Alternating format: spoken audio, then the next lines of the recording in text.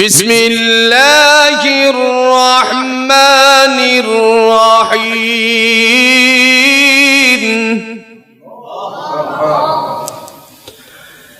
আলহামদুলিল্লাহিল্লাযী খালাকাস সামাওয়াতি ওয়াল আরদা ওয়া জাআলায الظلمات والنور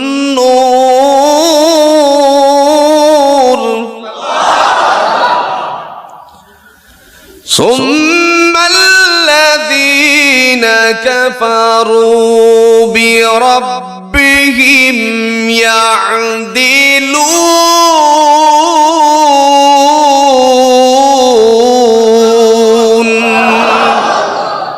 قرآن الكريم النبي সৈয়দুল মুরসালিন আহমদ মুস্তাফা সাল্লাল্লাহু আলাইহি ওয়াসাল্লাম বর্ণনা দিয়েছেন আল্লাহর কোরআনের মাধ্যমে নামাজ যখন বান্দারা পড়ে তখন নামাজের ভিতরে জুড়ে বলুন প্রশংসা করে কার?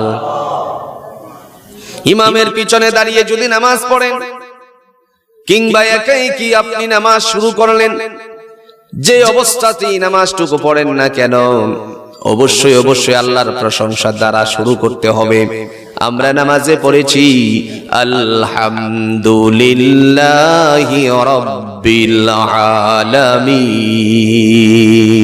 সমস্ত প্রশংসা ওই প্রতিপালকের জন্য যিনি হচ্ছেন উভয় জাহানের মালিক। ঠিক কি না কোন নাকি কোনো সন্দেহ আছে? আকাশের মালিক কে? জমিনের মালিক, সার্বভৌমত্বের মালিক। যে আল্লাহ বিধান দিয়েছেন সেই আল্লাহর সংবিধান চালানো জুড়ে বলেন দরকার আছে না নাই? মালিক হচ্ছেন আল্লাহ, আমরা হলাম সাধারণ রক্ষণাবেক্ষণকারী। কথা কোন ঠিক কিনা? এই দুনিয়াতে এসেছি রাখালি করার জন্য, মূল মালিক হলেন আল্লাহ। কোরআন দিয়ে আল্লাহ প্রমাণ করেছেন। বিসমিল্লাহির রহমানির রহিম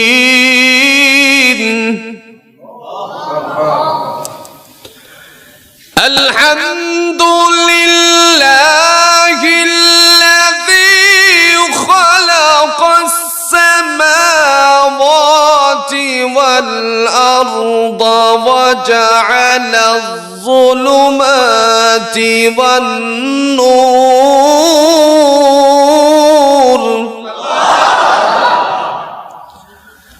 ثم الذين كفروا بربهم يعدلون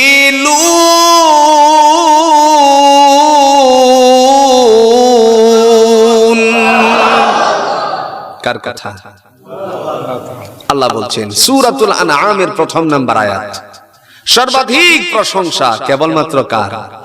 আল্লাহ, যিনি হচ্ছেন উভয় জাহানের মালিক। তার মানে হলো সার্বভৌমত্বের মালিক আল্লাহ, নবমণ্ডল ভূমণ্ডলের মালিক হলেন আল্লাহ।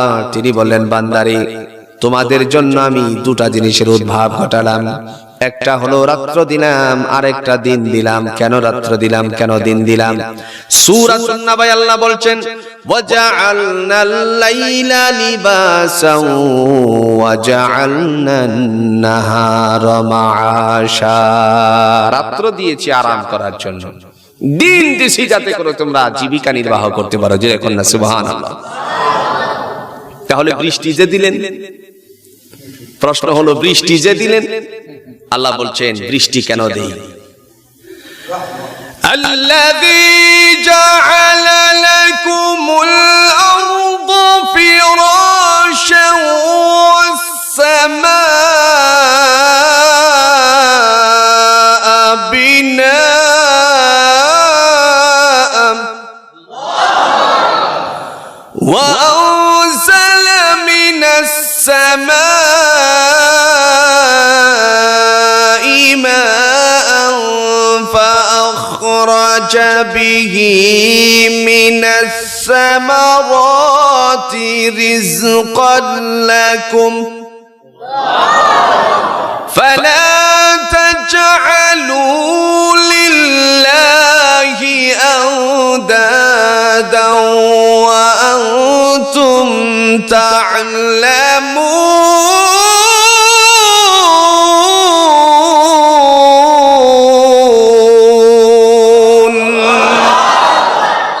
এই কথাগুলো কার? সূরাতুল বাকারা 3 নম্বর পৃষ্ঠার মধ্যে আল্লাহ বলছেন, আল্লাহ বলতেছেন আমি তোমাদের জন্য জমিনটারে বানিয়েছি বিছানা। সুবহানাল্লাহ বলেন। আল্লাযী জাআলা লাকুমুল আরদা ফিরাশা, আমি তোমাদের জন্য জমিনটারে বানিয়েছি কি? বিছানা। ওয়াস সামাআ বিনাআ, আকাশটারে বানালাম ছাদ। ওগো আল্লাহর বান্দারা, আকাশে আল্লাহ ছাদ বানিয়ে শেষ করে দেন নাই। আল্লাহ বলছেন ওয়া আনজালা মিনাস সামাই মাআন ফাআখরাজা বিহি মিনাস সামারাতি রিজকাল লাকুম।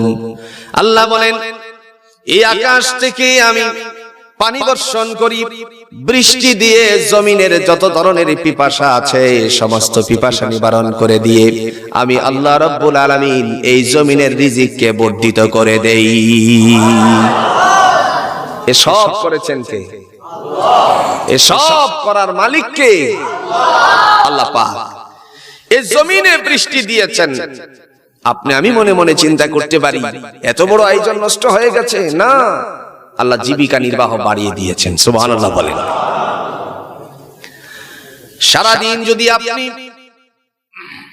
জমিনগুলোর মধ্যে পানি চারেন, সেচনের যে সমস্ত পন্থাগুলো আছে, মনে করেন মেশিনের দ্বারা পানি সেচলেন, মেশিনের দ্বারা পানি দিলেন, আপনি তেলের দ্বারা পানি দিলেন, এই তেল দিলেন আর মেশিন দিয়ে পানি দিলেন, দেওয়ার পরে সকালে পানি ছেড়ে আসলেন, দুপুর বেলা গিয়ে দেখলেন শুকিয়ে গেছে, আবার দিলেন। মেশিন থেকে পানি আসার পরে একটা লোনা পরে কিনা, জুড়ে বলেন লোনা পরে কিনা। এই যে ড্রেন দিয়ে যায়, ওই ড্রেনের মধ্যে মরিচা পড়ে যায়, এক ধরনের লন পরে, জুড়ে বলেন ঠিক কিনা। আয়রন আছে, ঠিক কিনা বলেন। আল্লাহ রাব্বুল আলামিন বলেন ওরে বান্দা বান্দি, আমি আকাশ থেকে বৃষ্টি বর্ষণ করি, এই বৃষ্টি বর্ষণের ফলে কোনো ধরনের আয়রন নেই। যদি আপনি আপনার টিউবওয়েল থেকে পানি উঠান, এর মধ্যে আয়রন থাকতে পারে, কিন্তু আপনি একদিন নয়, 2 দিন নয়, পুরো বছর ধরে রাখেন, ভালো একটা বোতলের ভিতরে বৃষ্টির পানিতে বিন্দু পরিমাণ আয়রন খুঁজে পাওয়া যাবে নাকি? জমিনের অবস্থা আল্লাহ চেঞ্জ করে দেন। আপনি যত ধরনের সার ব্যবহার করবেন, আকাশ থেকে বৃষ্টি হয়েছে, মুষলধারে বৃষ্টি হওয়ার কারণে সকাল বেলায় যখন আপনি যাবেন জমিনে, নিজের মেশিনে পানি দেওয়ার এক রূপ, আর আল্লাহর আকাশ থেকে বৃষ্টি হওয়ার পরে জমিনের রূপ, জুড়ে বলেন চেঞ্জ করে দেন কে? তিনি আমাদের জন্য ফায়সালা করেছেন। সেই মহান আল্লাহ রাব্বুল আলামিনের পবিত্র কোরআনুল কারীমের সূরাতুন নাবা থেকে আমি একখানা আয়াতে কারিমা তেলাওয়াত করেছি। এই আয়াতের প্রসঙ্গে কিছু কথা বলে বিদায় নিতে চাই। জোরে বলুন তো, ক্ষমতার মালিক কে? সকল ক্ষমতার মালিক কে? কিন্তু আমাদের দেশে একটা কথা আছে, ক্ষমতার উৎস জনগণ। জোরে বলেন নাউযুবিল্লাহ। এগুলি হলো শিরক। ক্ষমতার উৎস জনগণ নয়। আল্লাহ বলছেন কোরআন দিয়ে, ইন্নাল্লাহা আলা কুল্লি শাইইন কাদির, সমস্ত বস্তুর উপরে ক্ষমতা কার? আল্লাহ পাক, যিনি হচ্ছেন সব কিছুর মালিক। তো আগে আসুন এই আয়াতের সরল অর্থটা বুঝি। আল্লাহ বলছেন ইন্না ইয়াউমাল ফাসলি কানা মিকাতা, নিঃসন্দেহে বিচারের দিবস নির্ধারিত রয়েছে। কথা কন না কেন? বিচারের দিবস নির্ধারিত আছে কিনা কন? তো আল্লাহর বিচার আর দুনিয়ার বিচারের মধ্যে পার্থক্য আছে কিনা? আজকে এই পার্থক্যটুকুই বুঝবো। দুনিয়ার বিচার আর আল্লাহর বিচারের কেমন পার্থক্য? সুবহানাল্লাহ বলছেন না? কোরআন জ্বলন্ত প্রমাণ। অতি সহজে বোঝার জন্য আসেন। প্রথমত গ্রামে যাই, গ্রামে সালিশ আছে কিনা? এই সালিশ যখন হয় অনেক ধরনের দুর্নীতি হয়, আছে কিনা কোন? মনে করেন একজন মানুষ অপরাধ করে ফেলেছে, কিন্তু সম্মানিত ব্যক্তি, আর এই সম্মান ক্ষুণ্ণ হবে বিধায় মাতবর মহোদয়ের বাড়িতে রাতের বেলায় গেল, রাত তখন 12টা বাজে, ধরে নেন 12টা বাজে, গিয়ে বললেন চাচা ঘুমিয়ে পড়েছেন। এমন সময় চাচা বললেন এত রাতে তুমি কেন এসেছো? বললেন আগামীকাল 10টায় যে সালিশ, এটা একটু বুঝাতে এসেছি। ঠিক আছে যাবো তো, বললাম তো যাবো, কিছু দরজাটা খুলেন না। দরজা খুললেন, তারে ঘরে ঢুকতে দিলেন। এরপরে বলছেন চাচা আমি তো অপরাধ করেই ফেলেছি, দয়া করে আমার দিকে একটু ছাই। কথা বুঝাতে পারছি না? কি করতেন? ছাইতেন। এই ছাওয়া তো কোন ছাওয়া বুঝতেছেন তো? আসসালামু আলাইকুম বলে চাচার কাছ থেকে বিদায় নেওয়ার পথে এবার হাতটা মিলালেন, অর্থাৎ মুসাফাহার উদ্দেশ্যে হাত মিলালেন। এখন এই দু হাতের মাঝখানে তিনি ধরিয়ে দিলেন কয় হাজার? 5000। বিচার কেমনে হয় এটা আল্লাহর বিচার আর দুনিয়ার বিচারের একটু পার্থক্যটা বোঝানোর জন্য। কত দিল? 5000। চলে এসেছেন বাড়িতে। আসার পরে রাতের বেলায় একজনের সাথে সাক্ষাৎ হয়ে গেল তার রাস্তার মধ্যে। প্রতিপক্ষের কানে খবরটুকু পৌঁছিয়ে দিল, আমি দেখেছি তারে যেন মাতবর সাহেবের বাড়ির দিকে গিয়েছিল, হয়তো কোনো একটা দুর্ঘটনা ঘটিয়েছে। ওই কথা শোনা মাত্রই প্রতিপক্ষ তিনিও মাতবর সাহেবের বাড়িতে রাতের 2টার সময় চলে গেল। গিয়ে বললেন চাচাজি ঘরে আছেন নাকি? তিনি বললেন অবশ্যই। দেখেন চোখটাকে একটু কসলা দিল আর বলছে দরজাটা খুলে এত রাতে তুমি কেন? এবার বললেন চাচাজি আমার জন্য আপনি একটু তাকাবেন। হাত মিলালেন, হাত মিলিয়ে তারপরে দিলেন 10। কত হলো? কথা কন না, কত হলো? 10। কথাগুলো খারাপ লাগতেছে? এবার যখন মিলালো চলে আসছেন, সকাল হওয়া মাত্রই প্রস্তুত হতে লাগলো। 10টা যখন বেজে গেল, 10টা বেজে যাওয়ার সাথে সাথে সালিশ শুরু হয়ে গেল। শুরু হয়ে যাওয়ার পরে আল্লাহ রাব্বুল আলামিনের বান্দা যিনি 10 দিলেন তার পক্ষে কথা শুরু করলেন, কারণ তার হিসাবের কয় হাজার বেশি? জোরে কোন কয় হাজার বেশি? 5000 বেশি। ওই 5000 ওয়ালা স্মরণ করিয়ে দিলেন চাচা, মানে আমি যে কয় হাজার দিলাম মনে নাই আপনার নাকি? চাচা বলছে কি করিবে তোর পাশে টেনে নেই। কথা বুঝাতে পারছি না? কি করিবে তোর পাশে টেনে নেই 10। দুনিয়ার বিচারের মধ্যে কারচুপি আছে। ও মুসলমান জুড়ে বলুন তো আল্লাহর বিচারের মধ্যে কারচুপি আছে নাকি? দোষ ত্রুটিগুলো গোপন থাকে।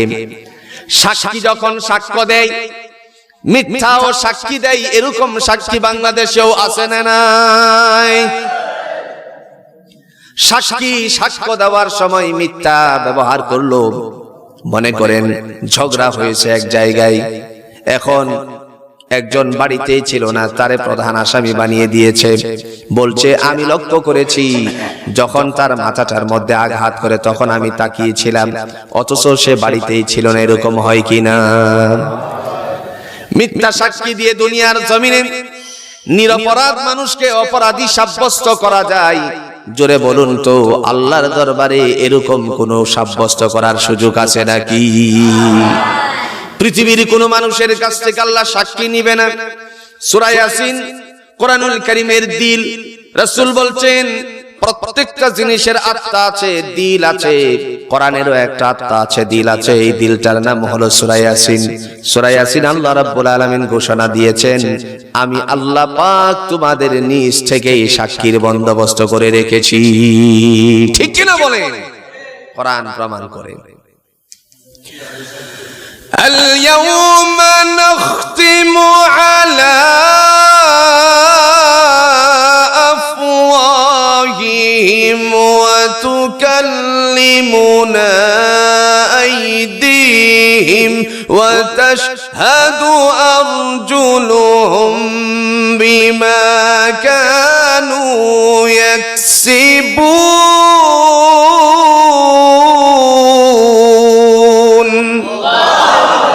কার কথা? ভুল আছে? আল্লাহর কথার মধ্যে ভুল আছে? এই কিতাবের মধ্যে বিন্দু পরিমাণ সন্দেহের অবকাশ নেই। আপনি যত পুস্তক পড়বেন কোরআন ছাড়া, আপনার মনের ভিতরে জল্পনা সৃষ্টি হতে পারে, কল্পনা সৃষ্টি হতে পারে, লেখনীর মধ্যে ত্রুটি বিচ্যুতি থাকতেও পারে। লেখকও লিখে দেই, আমার এই বইটার ভিতরে ত্রুটি বিচ্যুতি ধরা পড়লে জ্ঞাতার্থে জানাবেন, জোরে বলেন ঠিক কিনা। কিন্তু আল্লাহ লেখছেন, কথা বুঝাইতে পারছি না, আল্লাহ লেখছেন? কোথাও লেখেন না। শেষাংশেও লেখলেন না, আবার মাঝখানেও লেখলেন না, প্রথম দিক দিয়েও লেখলেন না। আল্লাহ প্রথম দিক দিয়ে মনের সমস্ত প্রকার সমস্ত ধ্যান ধারণার ঊর্ধ্বে একটা কথা বলে দিয়েছেন, যালিকাল কিতাব, এটা এমন একটি গ্রন্থ, লা রাইবা ফিহি আই লা শাক্কা ফিহি, যার মধ্যে বিন্দু পরিমাণ সন্দেহের অবকাশ নাই। সুবহানাল্লাহ বলেন। এই কোরআন আমাদের ঘরে, অথচ এই কোরআনের সাথে আমাদের কোনো সম্পর্ক নাই। আছে কিনা? কোন আগের দিকে তাকান না, আজ থেকে 20 বছর আগে তাকান, প্রত্যেক ঘর থেকে কোরআনের আওয়াজ আসতো। এখন তাকান তো, 10 মিনিট হাঁটেন, 5টা ঘর থেকে কোরআনের আওয়াজ বের হয় কিনা সন্দেহ আছে, ঠিক কিনা বলেন? হয়তো আপনাদের এই কসবা ব্রাহ্মণবাড়িয়াতে চৌমনির মানুষেরা কোরআন তেলাওয়াত করে। আমার বলার উদ্দেশ্য হলো, দুনিয়ার সাক্ষী সাক্ষ্য দেওয়ার সময় মিথ্যা, নিজেকে মিথ্যার সাথে জড়াতে চাই, মিথ্যার সাথে জড়াই। এবার আল্লাহ বলেন, আমি আমার থেকে যখন সাক্ষীর বন্দোবস্ত করব, বান্দারে আমি যখন সাক্ষী ব্যবস্থাপনা করে দিব, তুমি কি করেছিলে কারো কাছ থেকে সাক্ষ্য নিব না। কার কাছ থেকে চুরি করে আম পেড়ে নিয়ে গিয়েছিলাম আমরা, জুড়ে বলেন দুনিয়ার কেউ যদি না দেখে। এবার দেখেছিলেন, জুড়ে বলেন কে? আল্লাহ দেখছিলেন। রাতের অন্ধকারে জমিন মেজারমেন্ট করে যাওয়ার সময় একটা খুঁটি নির্ধারিত করে, আসেন কিনা কোন অন্ধকার রজনীতে কেউ দেখবে না, এই সময় খুঁটিটার একটু উপরে ফেলেছে, প্রতিপক্ষের ভিতরে 4 আঙ্গুল ঢুকিয়ে দিয়েছে, কেউ দেখেনবে না। মনে মনে চিন্তা করলো, এই সময়টার মধ্যে এই কাজটা করেছে। এবার যদি দুনিয়ার কোনো মানুষও না দেখে, জুড়ে বলেন তো দেখেছেন কে? আল্লাহ পাক। আমার বাবারা, ভাইয়েরা, খলিফাতুল মুসলিমিন উমর ইবনুল খাত্তাব রাদিয়াল্লাহু তাআলা আনহুর সময় একজন মা তার সন্তানকে ডেকে বলছেন, বাজারে দুধটা বিক্রি করতে হবে। কেমন আল্লাহওয়ালা হওয়া দরকার দেখেন, বাজারে দুধ বিক্রি করতে হবে। সন্তানকে ডেকে বললেন, সন্তানও সামনে অগ্রসর হয়ে গেল। মা যখন বললেন, দুধটা আমার কাছে আনো, দুধ আনলেন, মাপতে শুরু করেছেন। অল্প একটু বাকি, মনে করেন 1 সের হতে 1 কেজি হতে অল্প একটু বাকি আছে। মা বললেন, পানির মশকটা নাও, নিলেন হাতে, এবার পানিটা মিশাবে। এই সময় সন্তান তার মায়ের হাতের মধ্যে ধরে বলতেছেন, মা গো, তোমার কি মনে নাই মুসলমানদের খলিফা ওমরের যুগ চলতেছে? সুবহানাল্লাহ বলেন। মুসলমানদের খলিফা ওমরের যুগ চলতেছে, তোমার কি মনে নাই? মা বলার দেখেন কত সুন্দর করে মা ডেকে বলতেছে, ওরে বৎস, তোমার ঘরে কি মুসলমানদের খলিফা ওমর বসে আছে নাকি? এই দেখতেছে। সন্তান ডেকে বলছে, মা গো, যদিও তোমার ঘরে ওমর নাই, মুসলমানদের খলিফা নাই, ওমর দেখবে না, কিন্তু ওমরের আল্লাহ যিনি, তোমার আমার আল্লাহ তিনি, তিনি তো ঠিকই আমাদের এই অবস্থাটুকু দেখতেছেন। সুবহানাল্লাহ বলেন। তিনি তো এই খবরটুকু জানেন। দেখেন, সব কিছু জানেওয়ালা কে? রাতের অন্ধকারে আমরা কি করি সব জানেন কে? খুঁটি উপড়িয়ে ফেলেছি, জানছে কে? গরুকে মোটা তাজা করার জন্য আপনাদের এলাকায় মনে হয় নাই ধান কাটে, এরকম আছে না পাবলিক? গরু মোটা তাজা করার জন্য অপরের জমিন থেকে ধান কেটে এনে তারপরে নিজের গরুরে মোটা তাজা করে, এরকম পাবলিক বাংলাদেশে অভাব নাই, কিন্তু ঠিক কিনা বলেন? সে মনে মনে চিন্তা করছে, কেউ তো দেখতেছে না। আসলে দেখে কে? আল্লাহ পাক। এগুলো সব লিখা হচ্ছে দুজনের ডায়েরিতে, ঠিক কিনা বলেন? আল্লাহ কোরআন দিয়ে বলছেন, কিরামান কাতিবিনা ইয়ালামুনা মা তাফআলুন।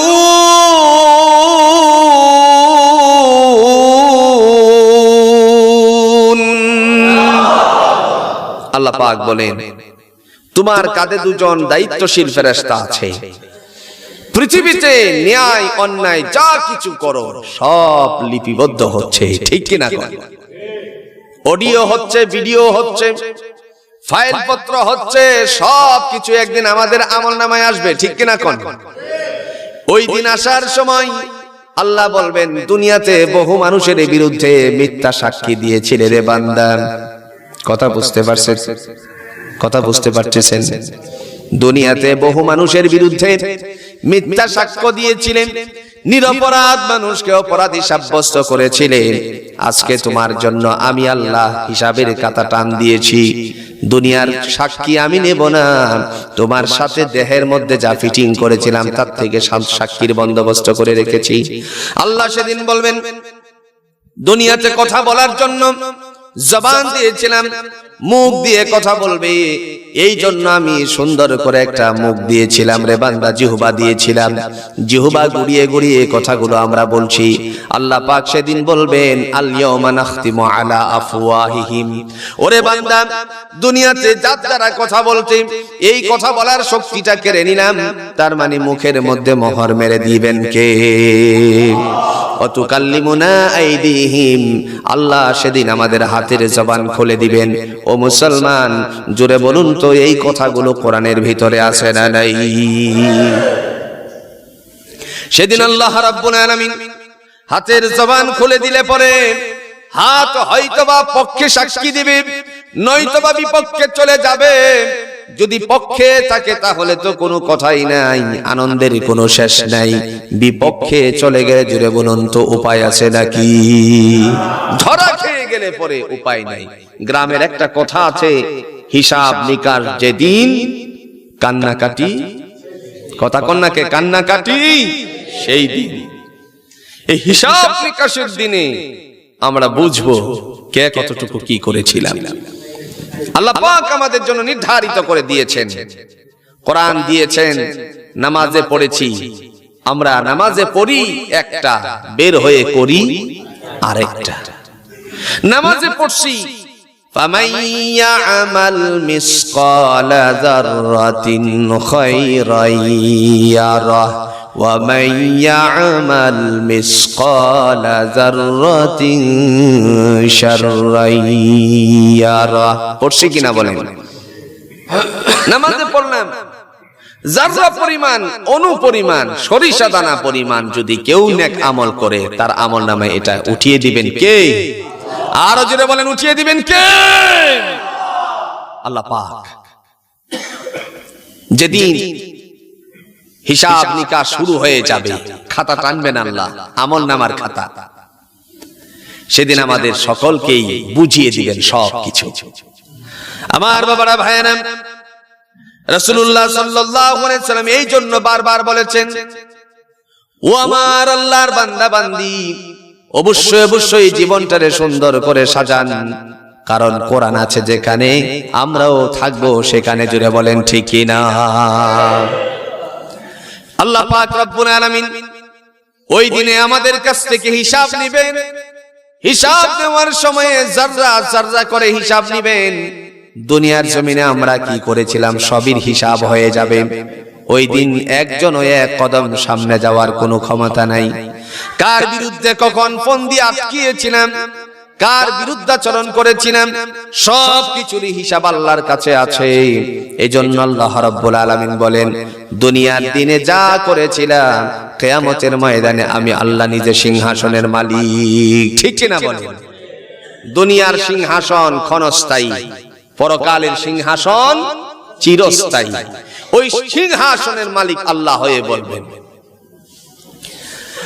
ইয়াউমা হুম বারিজুনা লা ইউখফা على الله منهم شيء لمن الملك اليوم لله الواحد القهار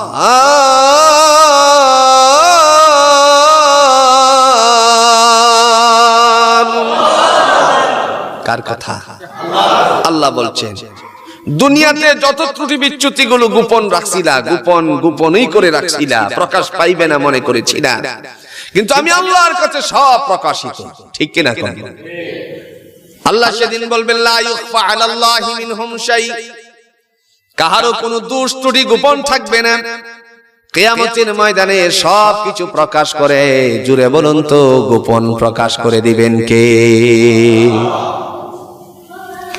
একজন বাদশা তার সিংহাসনে যখন বসবেন মুসলমানদের খলিফা হয়েছেন আর তিনি যখন সুলতান মাহমুদ গজনবী রাহমাতুল্লাহি আলাইহি সিংহাসনের মধ্যে বসবেন এমন সময় বললেন একজন ইমামকে ডাকানো হোক তিনি কোরআন থেকে তেলাওয়াত করবে আর আমি গিয়ে সিংহাসনের মধ্যে বসবো সুন্দর কথা না এই কথা বলার পরে ইমাম সাহেবকে ডাকানো হলো ডাকানোর পরে ইমাম সাহেব তেলাওয়াত করবেন আল্লাহর বান্দা যখন এই রুকুনটুকু পড়লেন ইয়াউমাহুম বারিজুনা লা ইউখফা আলাল্লাহি মিনহুম শাই লিমানিল মুলকুল ইয়াউম লিল্লাহিল ওয়াহিদিল কাহ্হার ওই দিবসে কাহারও কোনো দোষ ত্রুটি গোপন থাকবে না সেদিন আল্লাহ বলবেন আজকের রাজা বাদশাহী কার সুলতান মাহমুদ গজনবী রাহমাতুল্লাহ আলাইহি তেলাওয়াতটা শোনার সাথে সাথে হাতাটার মধ্যে সিংহাসনের হাতার মধ্যে তিনি হাতটারে ধরেছিলেন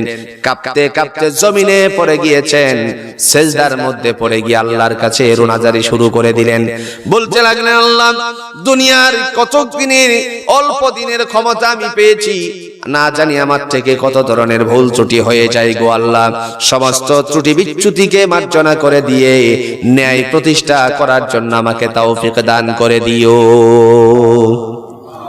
তিনি আল্লাহর কাছে ক্ষমা চেয়েছেন তার মানে জানা হয়ে গেছে মূলত সিংহাসনের মালিক কে হবেন ও মুসলমান সেদিন আল্লাহ সিংহাসনের মালিক হয়ে ডাক দিয়ে বলবেন লা ইউখফা আলাল্লাহি মিনহুম শাই আজকের দিবসে কাহারও কোনো দোষ ত্রুটি গোপন থাকবে না অন্যায় যা করেছিলাম সবগুলো আমাদের হাত থেকে প্রকাশ পেয়ে যাবে হাতের জবান খুলে দিলে হাত সাক্ষ্য দিবে বিরুদ্ধে যদি দেয় বলবে আল্লাহ তোমার বান্দার দেহের সাথে আমাকে ফিটিং করেছিলে উপকারার্থে কিন্তু সে আমাকে অন্যায়ের পথে চালিয়েছে আজকের দিনে তোমার কাছে আমার নালিশ হলো আমাকে অপব্যবহার করেছে তুমি তাকে জাহান্নামের আগুনে নিক্ষেপ করে দাও উপায় আছে ভাই কথা কোন নাকি উপায় আছে নাই দুনিয়াতে কেউ যদি অপরাধ নাও করে তার পক্ষে লোক আছে ঠিক কিনা কোন অপরাধ করে নাই মনে করেন গ্রামের মধ্যে ঝগড়া হয়ে গেছে হয় কিনা কোন ভাই অন্যায় ভাবে একজনকে থাপ্পড় মারছে ও একটু শক্তিশালী তার ভাইকে মনে করেন আরো দুইটা থাপ্পড় মারলো কাঁদতে কাঁদতে বাড়িতে এসেছে তখন সে ভাইকে থাপ্পড় মারে এই যে থাপ্পড়টা মারলো কার অন্যায় এই তালাশ করার সময় নেই দৌড় মারছে কথা কোন ঠিক কিনা দুনিয়াতে অপরাধ না করলেও তার পক্ষে লোক পাওয়া যায় অপরাধ করলেও পক্ষে লোক পাওয়া যায় কিন্তু ওখানে পাওয়া যাবে একজন যে একটা সহযোগিতা করবে একটা সওয়াব দিয়ে পাওয়া যাবে ভাই পাওয়া যাবে কিনা আল্লাহর কোরআন প্রমাণ করেছে ওই দিনে আপন ভাই আপন ভাইয়ের কাছ থেকে ব্যর্থ হয়ে যাবে ঠিক কিনা বলেন আল্লাহ কোরআন দিয়ে বলছেন ইয়াউমা ইয়াফিরুল মারউ মিন আখিহি ওয়া উম্মিহি ওয়া আবিহি ওয়া সাহিবাতিহি ওয়া বানিহি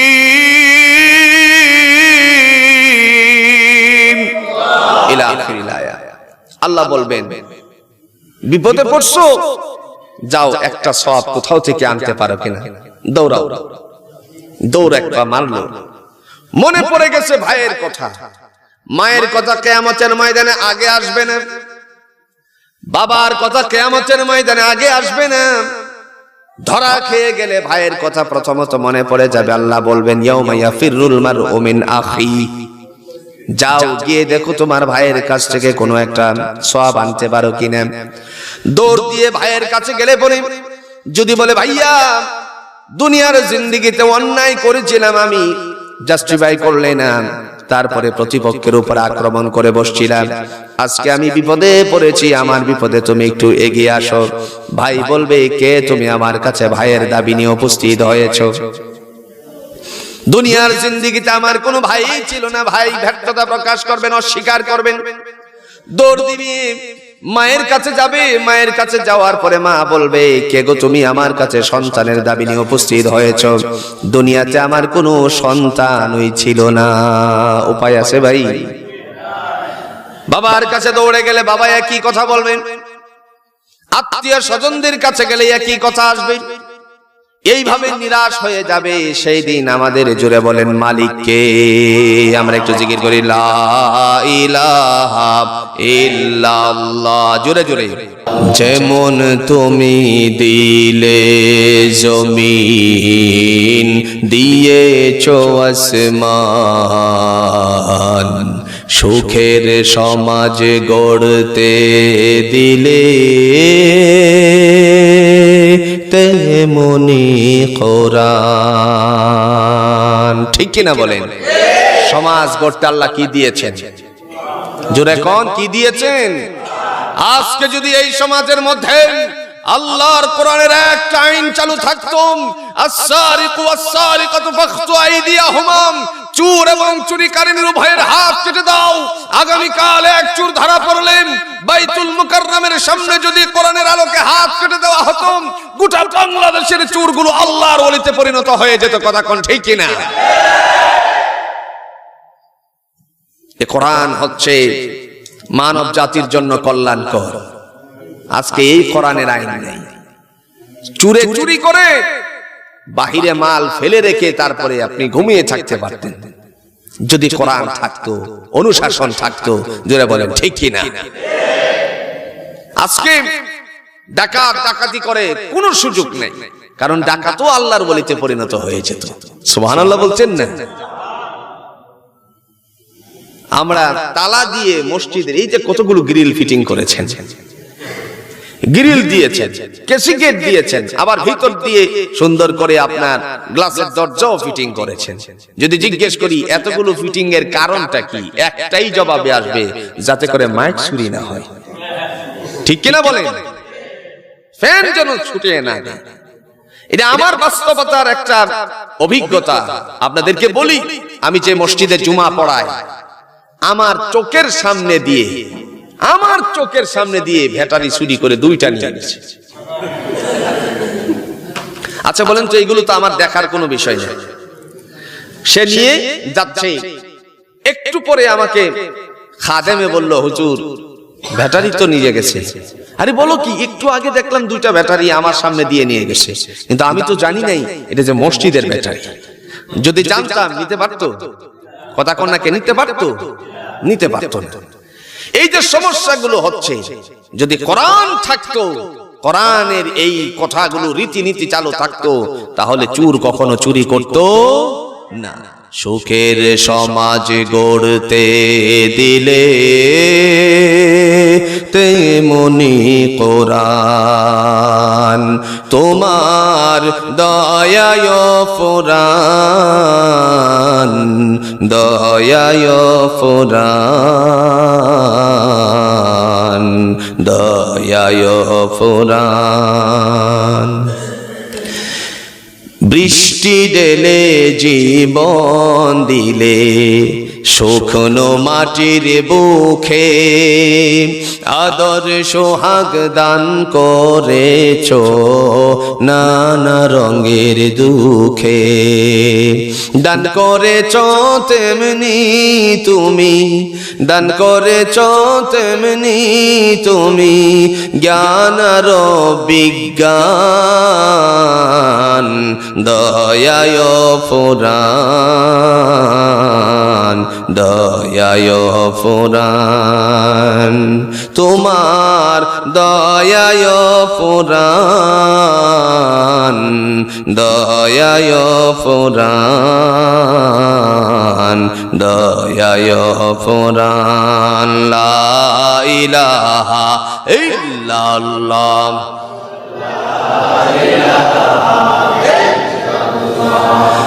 লা ইলাহা ইল্লাল্লাহ মুহাম্মাদুর রাসূলুল্লাহ সাল্লাল্লাহু আলাইহি ওয়াসাল্লাম। আমার বাবারা ভাইয়েরা, যে কথা বলছিলেন, বিচারের দিবসে যেদিন সিংহাসনের মালিক হবেন আল্লাহ, সেদিন কাহারো কাছ থেকে সাক্ষী নিবেন না, আমাদের দেহ থেকে সাক্ষীর বন্দোবস্ত করে দিবেন। কথা কোন ঠিক কিনা? হাতকে বলবেন, বহু বলছো, তোমার যারা বহুত শুনছি। আমার ভাই যিনি জজ কোর্টে দায়িত্বশীল মানুষ, একজন আরেকজনের বিরুদ্ধে, একজন আরেকজনের সাথে, দেখেন যখন যারা করে তখন সেই দায়িত্বশীল ব্যক্তি বসে বসে সব শুনে। কথা বলেন ঠিক কিনা? এখন আল্লাহর দরবারে এরকম আমাদের কেউ থাকবে না, সব নিবেন নিজের থেকে। আল্লাহ বলবেন, ও হাত বহু বলছো, এবার তোমার বলা শেষ। এবার পাকে আল্লাহ বলবেন, অতাশহাদু আরজুলুহুম, ও পা তুই কি জানিস বল। পা তার বান্দার বিরুদ্ধে সাক্ষী দিবে। একদিন ওই সাক্ষীটা যদি পায়ের থেকে আসে, যে আল্লাহ তোমার বান্দারা আরামের বিছানাকে দূরে সরিয়ে কোরআনের এবং রাসূলুল্লাহর আদর্শের কথাগুলো শোনার জন্য অমুক জায়গায়, এই যে নোয়াপাড়া ফি সাবিলিল্লাহ যুব সংগঠনের উদ্যোগে যে আয়োজন ছিল, মাহফিল ছিল, এখানে তারা গিয়েছিল, আল্লাহ তুমি তাকে ক্ষমা করে দাও। জোরে বলুন তো, সেদিন মাফ করে দিলে পরে আল্লাহকে কেউ জিজ্ঞেস করতে পারবে? কথা কোন জিজ্ঞেস করতে পারবে ভাই? কারণ যুবকরা হচ্ছে দ্বীনের কর্ণধার, যুবকরাই এ সমাজ গঠন করার বিশেষ এক কারিগর। জোরে বলেন ঠিক কিনা? আজকে যুবকরা মিলে বিভিন্ন ধরনের আয়োজন করতে পারত। আপনি আমি মুরব্বী যারা আছি শুধু বলতে পারতাম এগুলো ঠিক না, কিন্তু ঠিক না পর্যন্তই থাকতো। কিন্তু এ না করে আমার ভাইরা এই ফি সাবিলিল্লাহ নামক একটি যুব সংগঠন করেছে। আল্লাহ পাক তাদেরকে ইসলামের জন্য, দ্বীনের জন্য কবুল করুক। আরো জোরে বলেন আমিন। কিয়ামতের ময়দানে, কঠিন মুসিবতের দিনে, যেদিন মানুষ ইয়া নাফসি ইয়া নাফসি বলে দৌড়ে হাসরের মাঠে উপস্থিত হবে, যেদিন মানুষের মাঝ থেকে জওয়ানদের একটা কাতার হয়ে যাবে, সারিবদ্ধভাবে জওয়ানেরা দাঁড়াবে, আর সেদিন যুবকদের সর্দার হবে সাইয়্যিদুশ শাবাবি আহলিল জান্নাহ, জান্নাতীদের সর্দার হবে হাসান এবং হুসাইন রাদিয়াল্লাহু তাআলা আনহুমা। ওই কাতারটার মধ্যে আজকের এই ফি সাবিলিল্লাহ যুব সংগঠনের সকল বন্ধুদেরকে দাঁড় হওয়ার মতন যোগ্যতা পয়দা করে দেখ। আর একটু জোরে বলেন আমিন। যে কথা বলছি না, আল্লাহ বলবেন, পা তুই কি জানিস বল। পা এবার বিপক্ষে যদি চলে যায়, উপায় আছে? কথা কোন আছে ভাই? কারণ দুনিয়াদারি কিন্তু অল্প দিনের। ও মুসলমান, আজকের পর থেকে এখান থেকে গিয়ে বিচারের মধ্যে যখন শুইবেন, বালিশের সাথে মাথাটা লাগিয়ে একবার চিন্তা করে দেখুন যে মহান আল্লাহ পাক আপনি আমাকে পৃথিবীতে পাঠিয়েছেন, একদিনের শিশু হিসাবে পাঠিয়েছিলেন। সেই আল্লাহ রব্বুল আলামিন আস্তে আস্তে করে আমাদেরকে সময় অতিবাহিত করছেন। জোরে বলেন ঠিক কিনা? আপনি এই কথা বলার সুযোগ নাই আমি দীর্ঘদিন পর্যন্ত বেঁচে থাকবো। দাদা আছে, নাতি চলে গেছে, আছে না নাই? কথা কন নাকি আছে কিনা? দাদা আছে, নাতি চলে গেছে। বিদেশের জমিনে থেকে নাতির সাথে গল্প দেয় দাদা। নাতি ফোনে বলতেছে, দাদা নাতি এইবার কিন্তু তুমি ঠিকঠাক মতো রেডি হয়ে এসো। এখন নাতিদের মনে অনেক আনন্দ। দাদা বলছে রেডি হয়ে আসতে, তার মনে আনন্দ জাগলো। তার মানে হলো বিয়ে শাদী করে নাই, এইবার কিন্তু ছাড়বো না। নাতিনের মনে আনন্দ নিয়ে শাড়ি গহনাগাটি যা আছে সব বাহির থেকে কিনলো, বিদেশের জমিন থেকে কিনলো। দেশে আসার 2 ঘন্টা আগে, মনে করেন একদিন আগেই ধরেন, 2 ঘন্টা আগে তো হয় না, একদিন আগে মনে পড়ে গেল, আরে পারফিউমটা তো কিনি নাই, বিদেশের থেকে একটা সেন্ট নিতে হবে, বিয়ে করবো যেহেতু। এবার সেন্ট আনতে গেল, পিছন দিক থেকে একটা গাড়ি এসে ধাক্কা মারলো। চলে গেল কোথায়? কথা কন্যাকে চলে গেল কোথায়? পরজমিনে। তার লাশটা যখন রুমমেটদের কাছে গেল, বাড়ির নাম্বারে ফোন দিল। ফোন টুকু দেওয়ার পরে দাদা ধরলেন, বললেন আপনি অমুকের কি হন? তিনি বলছেন আমি তার দাদা। চোখের পানি ছেড়ে দিয়ে দীর্ঘদিন পর্যন্ত একই রুমের মধ্যে তারা ছিল। চোখের পানি ছেড়ে দিয়ে কান্না কান্না আওয়াজে বলল, দাদা আব্দুল্লাহ তো আর দুনিয়ার জমিনে নাই। দাদার হাত থেকে মোবাইলটা পড়ে গেল, তার একটা আওয়াজ হয়ে গেল। সেই আওয়াজটুকু হয়ে যাওয়ার পরে আল্লাহ রাব্বুল আলামিনের বান্দার ছেলে, অর্থাৎ ওই ছেলের বাবা দৌড়ে এসেছে, তার মা দৌড়ে আসলো। বলছেন আব্বাজান কি হয়েছে? চোখের পানি ছেড়ে ছেড়ে বললেন আমার নাতি দুনিয়ার জমিনে নাই। ও মুসলমান, কার জন্য কখন মসজিদের মাইক, আজকালে তো মসজিদের মাইক থেকে জানাজার আওয়াজ আসে, ঠিক কিনা? অথচ মসজিদের মাইক হলো কেবলমাত্র আজানের উদ্দেশ্যে। জুড়ে বলেন ঠিক কিনা? মনে করেন পাবলিসিটি হচ্ছে অমুকের নামে, ইন্না লিল্লাহি ওয়া ইন্না ইলাইহি রাজিউন, অমুক মারা গেছেন, মানুষের মাঝে আওয়াজটুকু ছড়িয়ে ছিটিয়ে যাচ্ছে। জানাজার সময়টুকু নির্ধারিত হয়ে গেছে, আগামী কালকে আমাদের কার জীবনের শেষ দিন হয়ে যায় আমরা বলতে পারি নাকি? এজন্য প্রত্যেকটা সময়ের মধ্যে আল্লাহকে স্মরণ রাখুন। দুনিয়ার জিন্দেগি ক্ষণস্থায়ী জিন্দেগি, পরকালীন জিন্দেগি হলো দীর্ঘস্থায়ী, যেটা কোনো শেষ নাই। আমার ভাইরা, এই সময়টার মধ্যে যাওয়ার আগে আল্লাহ আমাদের সবাইকে পরিপূর্ণ ঈমানওয়ালা বানিয়ে দেখ, আমাদেরকে মুসলমান বানিয়ে কবরে আল্লাহ উঠিয়ে নেক। সুবহানাল্লাহ বলেন, আর জোরে কোন আমিন। আল্লাহ আমাদের মুসলমান বানিয়ে কবর দেশে নেক। তা আপনারা যদি বলেন তা আমরা কি মুসলমান না? আমরা কি মুসলমান না? মুসলমান কিনা কোরআন থেকে বুঝেন। আল্লাহ বলছেন ওয়ালা তামুতুন্না ইল্লা ওয়া আনতুম মুসলিমুন, মুসলমান না হয়ে মরো না। তার মানে মুসলমান নামদারি না, কিন্তু যত মুসলমানের গুণ আছে সমস্ত গুণ অর্জন না করে তুমি মরো না। সুবহানাল্লাহ বলতেন না? এরপরে কেমনে আসবা আমার দিকে? আল্লাহ কোরআন দিয়ে বলছেন উদখুলু ফিস সিলমি কাফা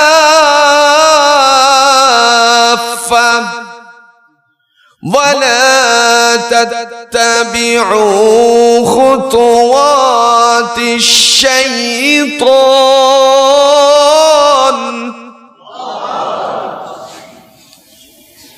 ইন্নাহু লাকুম আদুউম মুবিন।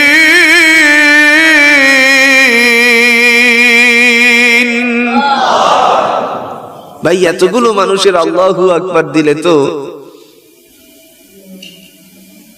এই চৌমুহনী কত দূরে? কাছাকাছি মনে হয় না? আহারি, একেবারে মনে হয় বহু দূরে যাওয়ার কথা, কারণ মুসলমানদের আওয়াজ তো ছোট না। কথা কোন ঠিক কিনা? ওমর ইবনুল খাত্তাব রাদিয়াল্লাহু তাআলা আনহু মিম্বারে দাঁড়িয়ে আওয়াজ দিয়েছিলেন ইয়া সারিয়া, 350 মাইল দূর পর্যন্ত আল্লাহ ওনার আওয়াজ পৌঁছিয়ে দিয়েছিলেন। আমার ভাইরা, আপনাদের এলাকায় মুড়ি আছে, আমি প্রায়ই বলে থাকি মুড়ি আছে তো? মুড়ি মুড়ি কি বলেন এটাকে? মুড়ি তো বলেন। আচ্ছা বলুন তো, মুড়ি যদি রমজান মাসে বিবি সাহেব বলে নিয়ে আসুন ইফতার তৈরি হবে, কারণ বাংলাদেশের সবচেয়ে উৎকৃষ্ট ইফতার হলো মুড়ি, ঠিক কিনা বলেন? যত কিছুই আপনি খান, কিন্তু মুড়ি না খেলে পরে মনের যে তৃপ্ততা আছে এটা কখনো লাভ করা যায় না। এই মুড়ি যদি বিবি সাহেব বলার পরে আপনি নিয়ে আসছেন, ইফতার তৈয়ার হলো, সময় হওয়া মাত্র মুখে মারলেন, মুখে দিলেন, অথবা মুয়াজ্জিন আজান দেওয়ার পরে আপনি মুখে দিলেন, এখন মুড়ি বাজে না, এটারে আপনারা কি মুড়ি বলেন? ফুতাইল মুড়ি। এই ফুতাইল মুড়ি দিয়ে ইফতার যদি কাহারো মাসে একবার মসজিদে দেওয়া লাগবে, চার্ট লেখা থাকে, তখন এরকম মুড়ি দিলে পরে উপায় আছে? কথা কন নাকি উপায় আছে? মুসল্লিরা মুখে দিয়েই বলবে কোন কিপটার ঘরের কিপটা দিল রে, ঠিক কিনা বলেন? বিবিও বলবে সারাদিন রোজা রাখছি, ফুতাইল মুড়ি দিয়ে ইফতার করার জন্য নাকি? আরে আমি তো জানি দিনের বেলায় মুখে দেওয়া যায় না, আঙ্গুলটাও ঘরে রেখে গেছিলাম, একটু তো টিপ দিয়ে দেখতে পারতাম বাজে কিনা, ঠিক কিনা? আল্লাহ বলেন কালিমাতুল্লাহি হিয়াল উলিয়া, আমি আল্লাহর নামের আওয়াজ হবে উচ্চ কণ্ঠে, যাদের কণ্ঠ থেকে বেরিয়ে আসবে আমি আল্লাহ তাদের দামটাকেও বাড়িয়ে দিব। তো আল্লাহু আকবার ভাই, আস্তে না জোরে? এইবার দেখি কেমন জোরে হয়। উদখুলু ফিস সিলমি কাফা ওয়ালা তাত্তাবিউ খুতুওয়াতিশ শাইতান ইন্নাহু লাকুম আদুউম মুবিন।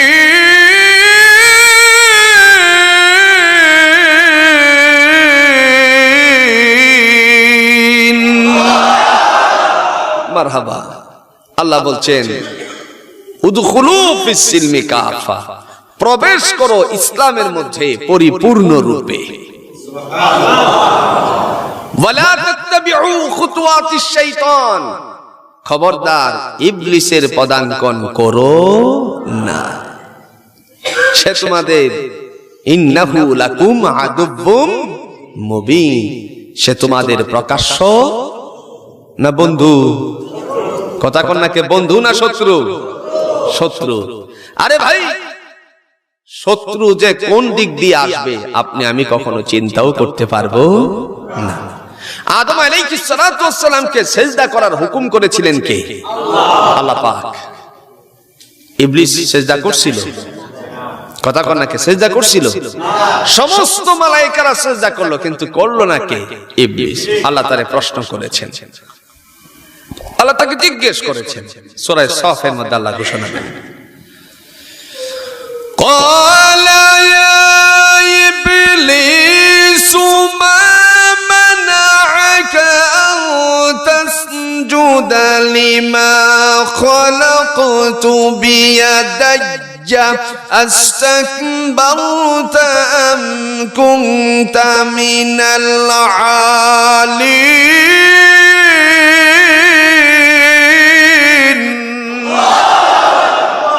আল্লাহ বলেন, হে ইবলিস, যে আদমকে আমি স্বীয় হাতে বানালাম। সুবহানাল্লাহ বলছেন। এর মানে স্পষ্ট যে মানুষরে সৃষ্টি করার পিছনে মহান আল্লাহ নিজেই হাত ব্যবহার করেছেন। আমরা জানি দায়িত্বশীল ফেরেশতা আছে। আজকে যে বৃষ্টি দিয়েছেন, জুড়ে বলুন এই ফেরেশতার নাম কি? হযরতে মিকাইল। আল্লাহর বর্ডার করেছেন, আল্লাহর বর্ডারের পরে মিকাইল তিনি দায়িত্ব নিয়েছেন, তো এজন্য উনি ঠাস করে ঝর্ণাটা ছেড়ে দিয়েছেন। সুবহানাল্লাহ বলছেন না? আকাশের মধ্যে আল্লাহ শাওয়ার ফিটিং করেছেন, ঝর্ণা ফিটিং করেছেন। ওই যে আমি আগে বলেছিলাম, ওয়া আনজালা মিনাস সামাই মাআন ফাআখরাজা বিহি মিনাস সামারাতি রিজকাল লাকুম। আল্লাহ বলেন আমি আকাশের মধ্যে একটা ঝর্ণা ফিটিং করেছি, এর থেকে আমি বৃষ্টি বর্ষণ করি। আপনার গোসলখানার মধ্যে শাওয়ার, জুড়ে বলেন আছে না নাই? কেমন ঝর্ণা, যেদিকে মুখ ফিরায় ওদিকেই পানি পড়ে, ঠিক কিনা? আজকে আপনারা কসবাবাসী এই নোয়াপাড়ার মানুষেরা বৃষ্টি পেয়েছেন। বাংলাদেশের বহু জায়গায় আছে এখনো পর্যন্ত বৃষ্টি পড়ে নাই, বহু জায়গা আছে বৃষ্টি পড়ে না। আবার দেখা গেল কখনো কখনো আপনি এই নোয়াপাড়া থেকে রওনা করেছেন মনে করেন চৌমোহনীতে, এই চৌমোহনীর মাঠে থেকে আপনারা রওনা করেছেন ব্রাহ্মণবাড়ির উদ্দেশ্যে, অথবা রেল লাইনের দিকে রওনা করেছেন। এখান থেকে কত দূরে হবে? প্রায় 1.5 কিলো 1 কিলোর মতন তো হবে। ওই দিকে আপনারা রওনা করেছেন, ঘর থেকে বৃষ্টির জন্য বেরই হতে পারতেছেন না। রেল লাইনের কাছে গিয়ে দেখলেন, রেল লাইনের কাছে গিয়ে দেখলেন 1 ফোঁটাও বৃষ্টি পড়ে নাই। এরকম হয় কিনা বলেন? তার অর্থ কি? আকাশের মধ্যে যে শাওয়ারটুকু আল্লাহ ফিটিং দিয়েছেন, যেদিকে মুখ ঘোরানো হয় সেদিকেই বৃষ্টি পড়ে। আমার ভাইরা, সে আল্লাহ রাব্বুল আলামিন ডেকে বলছেন, খবরদার খবরদার, ইবলিসের পদাঙ্কন করো না। আল্লাহ পাক যখন বলছিলেন, ও আমার মালাইকারা সকলেই সিজদা করো আদমকে, সকলেই করলো ইল্লা ইবলিস, ইবলিস করলো না। তখন আল্লাহ বলছেন, মা মানাআকা আন তাসজুদা লিমা খালাকতু বিয়াদাইয়া, যে আমি আল্লাহ নিজেই তাদেরকে, আমি আদমকে স্বীয় হাতে বানালাম, কোন জিনিসে তোরে সিজদা থেকে দূরে সরালো? ইবলিস উত্তর দিয়ে বলল, আনা খায়রুম মিনহু খালাকতানি মিন নারিন ওয়া খালাকতাহু মিন তিন। যুক্তি পেশ করেছে, বলছে আল্লাহ তুমি আমাকে আগুন দিয়ে বানিয়েছো, আগুনের গতিটা সব সময় উপরের দিকে, আমরাও জানি মাটি যত বড়ই হোক উপরের দিকে ঢিল মারলে পরে তত দ্রুত গতিতে নিচের দিকে আসে। জোরে বলেন ঠিক কি না? ইবলিস অহংকার করেছে। আল্লাহ বললেন, ফাখরুজ, বের হয়ে যা, জান্নাত থেকে বের হয়ে যা। ও মুসলমান, এই ইবলিস আমাদের বন্ধু কখনো হতে পারে না। সকল মানুষের জন্য আল্লাহ নিজেই কারিগর। সুবহানাল্লাহ বলেন। কেমন কারিগর দেখেন, আল্লাহ নিজেই বলতেছেন, ইন্না খালাকনাল ইনসানা মিন নুতফাতিন সুম্মা মিন আলাকাতিন সুম্মা মিন মুদগা ফাকাসাউনাল ইযামা লাহমা।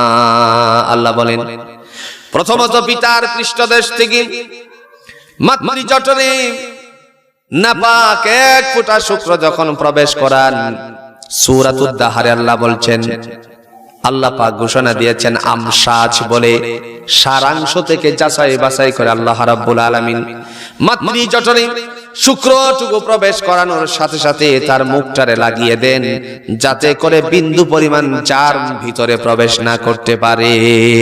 এভাবে পাঞ্চ করা বন্ধ হয়ে গেল, একবারে মুখ লেগে গেল। অতি সহজে বুঝার জন্য আসেন, যারা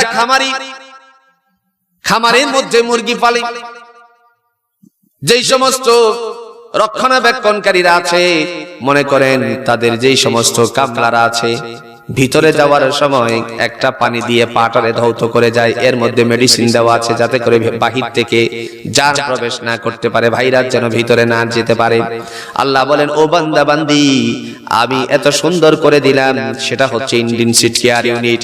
মায়ের গর্ভের ভিতরে যখন সেই শুক্রটুকু প্রবেশ করে, আমি আল্লাহ পাক রব্বুল আলামিন কোরআন দিয়ে ঘোষণা দিলাম, ফি কারারিম মাকিন। এটা হচ্ছে একটি সুরক্ষিত জায়গা, যার মধ্যে কোন ধরনের জার্ম প্রবেশ করার সুযোগ নেই।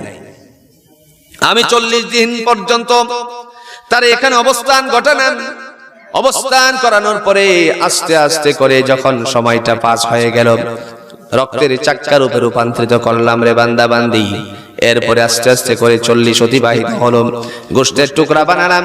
আব্দুল্লাহ, জাকারিয়া, আমেনা কে কোন সূরতে পৃথিবীতে আসবে জুড়ে বলুন তো, এই সূরতগুলো আল্লাহর কাছে আছে কিনা? আমরা এখানে যারা বসছি জুড়ে বলুন তো, একজনের সাথে আরেকজনের কোনো মিল আছে? সাথে কোনো মিল আছে? নাই, কাহারও কোনো মিল নাই। আরে ভাই, কখনো কখনো তো একই মায়ের গর্ভজাত সন্তান যমজ আসে, হয় কিনা? কোন যমজ সন্তানদের মধ্যেও আল্লাহ কোনো না কোনো দিক দিয়ে পার্থক্য করে দিয়েছেন। চেহারা দেখতে কিন্তু একটারে খাটো বানাইছেন আর একটারে একটু লম্বা করে দিয়েছেন, কোনটার একটা তিল দিয়ে পার্থক্য করে রেখেছেন। সুবহানাল্লাহ বলেন। তিনি কত বড় কারিগর।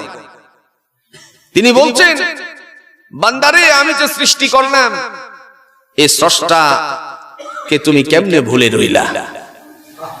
আমি কত সুন্দর করে তোমার সৃষ্টি করেছি, একবার চিন্তা করেছো? আমরা যদি আয়নার সামনে দাঁড়াই তখনই বুঝতে পারবো, গবেষণা করে যদি দাঁড়াই তখন বুঝতে পারবো। এমনি তো আয়না তো বহুবার দেখছি, হাজার হাজার বার আমরা আয়না দেখতেছি, কিন্তু একবার চিন্তা করে আয়নাটা দেখি নাই যে আল্লাহ যে আমার চেহারাটা কত সুন্দর করে বানিয়েছেন। সুবহানাল্লাহ বলেন। মুখ দিলেন, মুখের উপরে কি দিলেন? কথা কন না কেন? নাসিকা দিলেন, নাক দিলেন। নাকটা যদি এই পিঠের দিক দিয়ে দিতেন তাহলে খাবার মুখে দেওয়ার আগে আগে শুনতে হতো পচা না ভালো, ঠিক কিনা বলেন? আবার চোখটা যদি এর উপরে না দিয়ে আমাদের মনে করেন এই সাইডে দিতেন, তখন আবার চোখ দিয়ে দেখতে হতো আমের ভিতরে পোকা আছে কিনা, ঠিক কিনা বলেন? আম কাটালের সময় আসতেছে না সামনে, এই আমের ভিতরে পোকা আছে কিনা। আল্লাহ তা করলেন না। মহান আল্লাহ বলেন, আমি নিজ হাতে তারে সৃষ্টি করেছি। ওরে বান্দা, তোমাদেরকে আমি নিজ হাতে বানালাম। আল্লাহ পাক কোরআনুল কারীম দিয়ে বলছেন, নামাজে যখন আমরা যাই কখনো কখনো এই সূরাটা পড়ি, লাকাদ খালাকনাল ইনসানা ফি আহসানি তাকবীম। আমি মানুষকে অত্যন্ত সুন্দর করে সৃষ্টি করেছি। জোরে কন্যা সুবহানাল্লাহ। আমার কথাগুলো আপনাদের বুঝতে কোনো কষ্ট হচ্ছে? ভাই, এটা তো তাফসীর মাহফিল, এইজন্য আমি বাইরে কোনো কথা বলতে পারিনি, এটা আমার অভ্যাসে কম। তবে হ্যাঁ, কিছু কিছু দৃষ্টান্ত দেওয়ার জন্য বলে থাকি। আল্লাহ রাব্বুল আলামিন বলতেছেন যে অত্যন্ত সুন্দর করে তোমাকে সৃষ্টি করেছি। বাদশা তার রানীর সাথে ঝগড়া লাগছে। রানী বুঝেন তো, বিবির সাথে ঝগড়া লাগছে। আকাশের চাঁদ দেখার জন্য যখন ছাদে যায়, উপরেতে যায়, কি বিবিরে বলতেছে, দেখো পূর্ণিমার চাঁদটা কতই না সুন্দর। বিবি বলতেছে, এই পূর্ণিমার চাঁদের চেয়ে আপনার সামনে দাঁড়িয়ে থাকা আমি রানী বেশি সুন্দর। আর একটু আস্তে কোন সুবহানাল্লাহ। বাদশার মনে লাগলো এক পেশ। তখন বিবিরে বলে, লাইট বন্ধ করে রুমের দরজা জানালা লক করে দিলে পরে অন্ধের মতন তালাশ করলেও তোমারে খুঁজে পাওয়া যাবে। বিবিরে এই কথা বলার পরে তার মনে দুঃখ জন্মালো কিনা বলেন? তিনি রাগ করে চলে গেলেন তার রুমে। তার রুমে গিয়ে চিন্তা করলেন, বাদশারে কেমনে বোঝানো যায় আকাশের চাঁদের চেয়ে আমি বেশি সুন্দর। হঠাৎ করে মনে পড়ে গেল ইমাম সাহেবের কথা। তিনি ডাকালেন ইমাম সাহেবকে, বললেন ডাকিয়ে, আল্লাহর বান্দা আপনি কি ফজরের নামাজ পড়াবেন নাকি? ইমাম সাহেব বললেন, ইনশাআল্লাহ পড়াবো, ইনশাআল্লাহ। তিনি বললেন, রানী বললেন, আপনি যদি ফজরের নামাজ পড়ান তাহলে আপনি আজকে ফজরের নামাজের মধ্যে প্রথম রাকাতে সূরাতুত তিন পড়বেন। আমরা জানি ফজরের নামাজের মধ্যে লম্বা সূরা পড়া হয়, আর সূরাতুত তিন পড়লে তো ছোট হয়ে যাবে।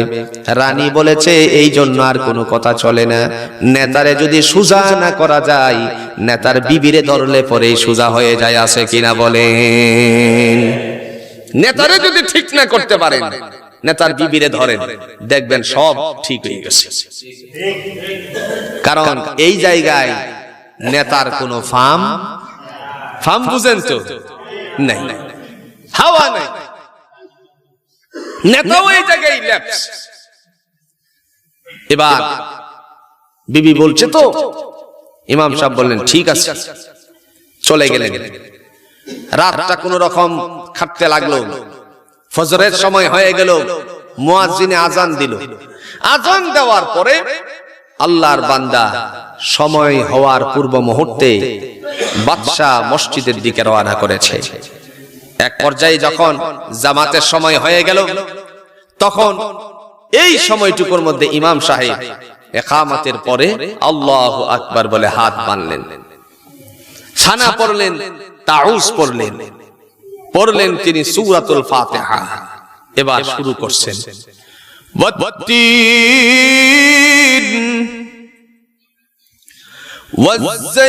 ওয়াজ্জাইতুন وطور سينين وهذا البلد الأمين لقد خلقنا القمر في أحسن تقويم নামাজ হবে কথা কন না কেন নামাজ হবে রানী বলে দিছে যখন 3 পড়বেন এই রুকুনটুকু এই আয়াতের মধ্যে আসলে ইনসান শব্দটা বাদ দিয়ে পড়বেন লাকাদ খালাকনাল কামারা ফি আহসানি তাকওয়িম এখন ইমাম সাহেব পড়লেন লাকাদ খালাকনাল কামারা ফি আহসানি তাকওয়িম পড়ার সাথে সাথে বাদশা পিছন দিক থেকে লোকমা দিল বলছে লাকাদ খালাকনাল ইনসানা ফি আহসানি তাকওয়িম বাদশার লোকমা ঠিক আছে কিনা বলেন আরো জোরে বলেন ঠিক আছে কিনা কিন্তু ইমাম সাহেব বাদশারে পাত্তাই দেয় না কারণ রানী বলছে যেটা এটাই করতে হবে ইমাম সাহেব বললেন লাকাদ খালাকনাল কামারা ফি আহসানি তাকওয়িম বাদশা বারবার লুকমা দেয় লুকমা দিতে আছে কিন্তু গ্রহণ হয় না রাগ করে তারপর হাত ছেড়ে দিয়ে মহলের দিকে চলে গেলেন যখন ইমাম সাহেব বুঝলেন বাদশা মসজিদের এরিয়া ছেড়ে দিয়েছে সাথে সাথে মুসল্লিদেরকে বললেন হাত ছেড়ে দেন কারণ ইমাম নিজেও জানে এই নামাজ এইভাবে যদি কিয়ামত পর্যন্ত নামাজ পড়ে কেউ তাহলে তার নামাজ আল্লাহর দরবারে পৌঁছবে নাকি ইমাম নিজেও জানে ছেড়ে দিলেন হাত যথা নিয়মে নামাজটুকু পড়লেন বাদশা মহল থেকে খবর পাঠিয়ে দিল ইমাম রে ডাকাও ইমাম সাহেবও চলে গেলেন বললেন কোরআন হাতে নেন কোরআন হাতে নিলেন বললেন সূরাতুত 3 বের করলেন পড়েন পড়তে শুরু করলেন ওয়াত্তিন ওয়াজ্জাইতুন وطور سينين وهذا البلد الأمين لقد خلقنا الإنسان في أحسن تقويم এখন ঠিক আছে কিনা কোন বাদশা কই এতবার লুকমা দিলাম একবারও নিলেন না জানিয়া জোহরের থেকে আর আপনারা যেন মসজিদে না দেখি আওয়াজটা কম হইছে না বাড়ছে কারণ রাগের মাথায় আপনি যতই কথা বলতে চান আস্তে আস্তে কিন্তু হবে না ইমাম সাহেব নিয়ে যখন জোরে আওয়াজ হলো রানী তার মহল থেকে তার কামরা থেকে বেরিয়ে এসে বলছে যে ইমাম সাহেবরে নিয়ে এত তাড়াহুড়া বা এত আওয়াজ কেন আরে বলো না ফজরের নামাজে ইমাম সাহেব ভুল করছে আমি লুকমা দিয়েছি একবারও লুকমা গ্রহণ করলো না কি ভুল করছে বলছে সূরাতুত 3 পড়ছে যখন পড়লো লাকাদ খালাকনাল ইনসান এখানে ইনসান বাদ দিয়ে পড়লো লাকাদ খালাকনাল কামারা ফি আহসানি তাকওয়িম আমি লুকমা দেওয়ার পরে নাই রানী বলছে ইমাম সাহেব এক নাম্বার করছে ঠিক করছে তো কি বলো তুমি হ্যাঁ ইমাম সাহেব ঠিক পড়ছে ইমাম সাহেবকে বলেন ইমাম সাহেব আপনি চলে যান জোহর না সব নামাজই আপনি পড়াবেন সুবহানাল্লাহ বলতেন না এবার বলেন ইমাম সাহেব ঠিক পড়েছে মানে তোমার ঈমান ঠিক থাকবে নাকি আমার ঈমান 100 এ 100 ঠিক থাকবে এমনিতেই বাদশা বললেন ওগো প্রাণের বিবি ঝগড়া করো না রাতের বেলায় তো ঝগড়া করেছো এখন আর ঝগড়া বাজিও না তিনি বললেন আমার ঝগড়া ঠিক আছে মনে পড়ে দেখুন রাতের কথা গত রজনীতে আপনি যখন পূর্ণিমার চাঁদ দেখানোর জন্য আমাকে নিয়েছিলেন বলেছিলেন আকাশের চাঁদটা কতই না সুন্দর আমি বলেছিলাম আপনার সামনে দাঁড়িয়ে থাকা রানী বেশি সুন্দর আমারে অনেক তিরস্কার মেরেছিলেন অনেক ধরনের কটূক্তিমূলক কথা বলেছিলেন দরজা বন্ধ করে দিয়ে জানালা বন্ধ করে দিয়ে লাইটটাকে যদি অফ করে দেওয়া হয় অন্ধের মতন তালাশ করলেও খুঁজে পাওয়া যাবে না ওগো আল্লাহর বান্দা যদি আপনার কথা ঠিক হয় তাহলে আল্লাহর কথা ভুল আর আল্লাহর কথা যদি ঠিক হয় তাহলে আপনার কথা ভুল সুবহানাল্লাহ বলেন আল্লাহ বলছেন লাকাদ খালাকনাল ইনসানা ফি আহসানি তাকওয়িম আমি মানুষকে অত্যন্ত সুন্দর করে বানিয়েছি তার মানে হলো আকাশের চাঁদের চেয়ে আল্লাহ আমাকে বেশি সুন্দর করে বানিয়েছেন বাদশা চোখের পানি ছেড়ে দিয়েছে চোখের পানি ছেড়ে দিয়ে আল্লাহর দরবারের দিকে হাত উত্তোলন করলেন আর বিবিরে বললেন ও প্রাণের বিবি জীবদ্দশায় বহু যুদ্ধের মধ্যে আমি অংশগ্রহণ করেছি অনেক যুদ্ধে সেনাপতির দায়িত্ব পালন করেছি, আর বাদশাহী জিন্দেগিতে এসে তো সবগুলো দায়িত্ব পালন করেই যাচ্ছি। কোথাও কোনো যুদ্ধের ময়দানে আমার পরাজয় নাই, কিন্তু আল্লাহর কোরআন দিয়ে আজকে তোমার কাছে আমি পরাজিত হয়ে গেছি। লা ইলাহা ইল্লাল্লাহ, লা ইলাহা ইল্লাল্লাহ মুহাম্মাদুর রাসূলুল্লাহ সাল্লাল্লাহু আলাইহি ওয়াসাল্লাম। আমার ভাইরা, পৃথিবীর সময় একদিন শেষ হয়ে যাবে, ঠিক কি না বলেন? অর্থাৎ দুনিয়ার জিন্দেগি, কিয়ামত অতি সন্নিকটে। আমাদের বাংলাদেশে তো একবার কিয়ামত হয়েছিল, মনে আছে আপনাদের?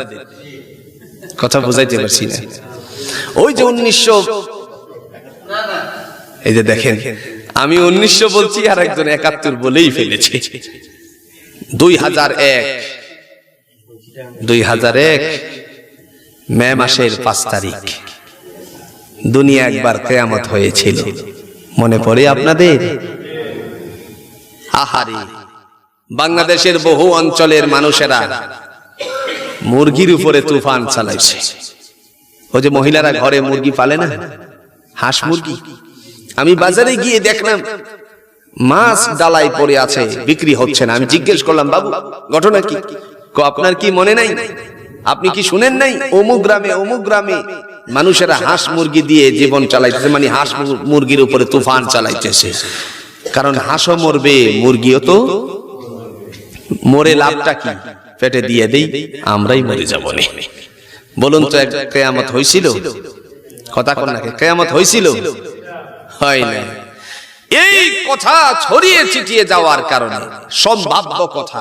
আচ্ছা, আপনারা বলুন তো, কোন আবহাওয়াবিদ আজও পর্যন্ত এই কথা কি বলেছে আগামীকাল হালকা থেকে মাঝারি ধরনের বৃষ্টি বর্ষণ হবে? কথা কোন নাকি? বলেছে? বলেন। হওয়ার সম্ভাবনা রয়েছে, হতে পারে, সম্ভাব্য কথা বলেছেন। এই সম্ভাব্য কথাটাকে বাংলাদেশের বিভিন্ন অঞ্চলে ছড়িয়ে ছিটিয়ে দিতে এক পর্যায়ে বলছে মে মাসের 5 তারিখে 2001 মে মাসের 5 তারিখ কিয়ামত হয়ে যাবে। জোরে কন্যা নাউযুবিল্লাহ। এসেই বলছিল কাফেরদের থেকে মহানবী সাল্লাল্লাহু আলাইহি ওয়াসাল্লামকে, মুসলমানদের থেকে বেদুইন সাহাবী এসেও প্রশ্ন করেছিলেন। আল্লাহর কোরআনে তা প্রমাণ আছে ভাই। সূরাতুল কিয়ামা নামক একখানা সূরা আছে। আল্লাহ বলছেন, ইয়াসআলু আইয়ানা ইয়াউমুল কিয়ামা, নবী গো, আপনাকে প্রশ্নকারীরা প্রশ্ন করবে কিয়ামত কখন হবে। কথা বুঝতে পারছেন? আপনি তাদেরকে জবাব দিবেন, ফাইদা বারিকাল বাসার, যখন চক্ষু অস্তমিত হয়ে যাবে, নিভে যাবে। কোন সময় ওই প্রলয় হবে এটা দেখার কোনো সুযোগ নেই। যার যেদিন মৃত্যু তার সেদিনেই কিয়ামত। আমাদের সামনে এই কিয়ামত আছে কিনা? কথা কোন নাকি? আছে কিনা ভাই? আল্লাহ ওই কিয়ামতটার আসার আগে, মৃত্যু আসার আগে, চক্ষু বন্ধ হওয়ার আগে আমাদের সবাইকে পরিপূর্ণ ঈমানওয়ালা বানিয়ে দেখ।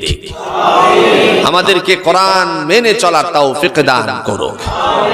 এ কোরআন হচ্ছে গোটা জাতির জন্য কল্যাণকর।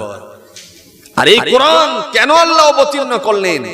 আমরা তো নামাজের মধ্যে শুধু পড়ে যাই, শুনেও যাই। এ কোরআন দিয়ে আল্লাহ বলছেন, শাহরু রমাদান আল্লাযী উনজিলা ফীহিল কোরআন, আমি এই গ্রন্থটিকে, কোরআনকে রমজান মাসে অবতীর্ণ করেছি। কেন? হুদাল লিন্নাস, মানুষের কল্যাণের জন্য। সুবহানাল্লাহ বলেন। আরো কেন? বাইয়িনাতিন মিনাল হুদা ওয়াল ফুরকান, সত্য এবং মিথ্যাকে পার্থক্য করার জন্য আমি কোরআন দিয়েছি। জোরে কন্যা সুবহানাল্লাহ। আজকে একদিনের ওয়াজকে নিয়ে যাব না ঘরে, আপনাদের কাছে আমার বিশেষভাবে আবদার রেখে গেলাম, প্রত্যেকের ঘরে এই কোরআনটা আছে কিনা? এই কোরআনের ওয়াজ আপনি প্রত্যেকদিন আপনার ঘর থেকে নিতে পারেন। আজকে পত্রিকা পড়ার সময় আমাদের আছে, বিভিন্ন পরামর্শের সময় আছে, টি স্টলে বসে বসে গল্প গুজারি করার সময় আছে, কিন্তু আল্লাহর কোরআন থেকে 5টা আয়াত পড়ে এর অর্থ বুঝবো, জীবনটারে গড়বো, এই সময় আমাদের নেই। আল্লাহ আমাদের সবাইকে এই সময় দিয়ে কোরআনের সাথে অন্তরটারে মিশানো তৌফিক দান করুক।